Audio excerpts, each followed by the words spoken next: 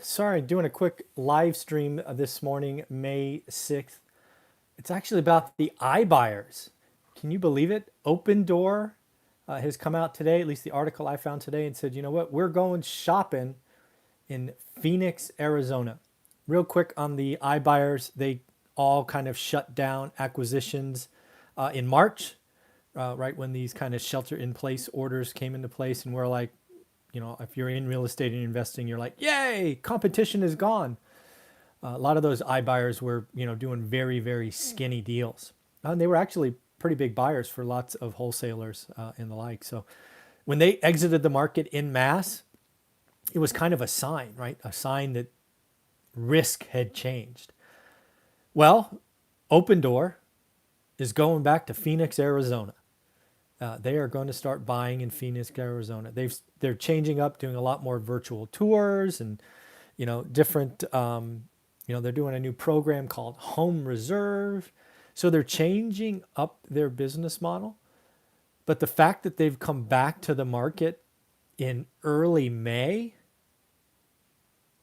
I don't know, dude. That's a sign of something, right? When I read that article, it's rather short, but I was left scratching my head and kind of thinking, what does it mean? So first off, they raised $1.3 billion for the purpose of acquiring properties.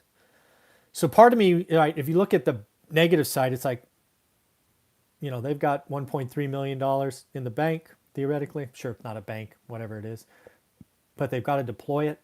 Maybe that's burning a hole in their pocket. Maybe there's some covenants on the money that says you have to use X amount by X date, right? You never know how these, money is secured, sourced, what kind of covenants are on them.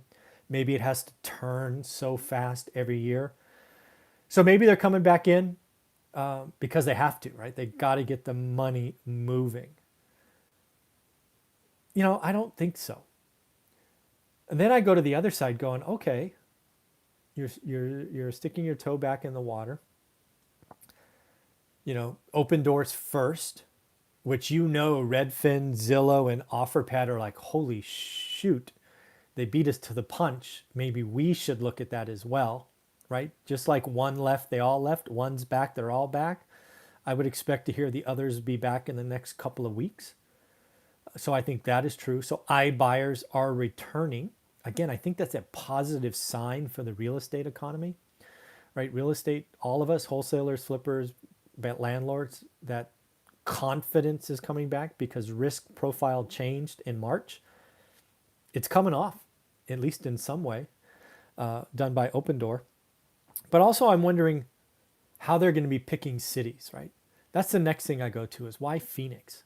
Well, first off, I think Phoenix is an awesome market. I think it is very low supply. I think there's plenty of demand. I think people are going to be moving out of California in mass when California is not a great place to live these days with more taxes coming and all of that stuff. So Phoenix is going to see some love. I think it's an affordable market in general. And then there's a lack of supply with at least flat, if not growing demand. So it makes sense. I think Phoenix is a good market to start with. Then I start thinking, what other markets are like Phoenix?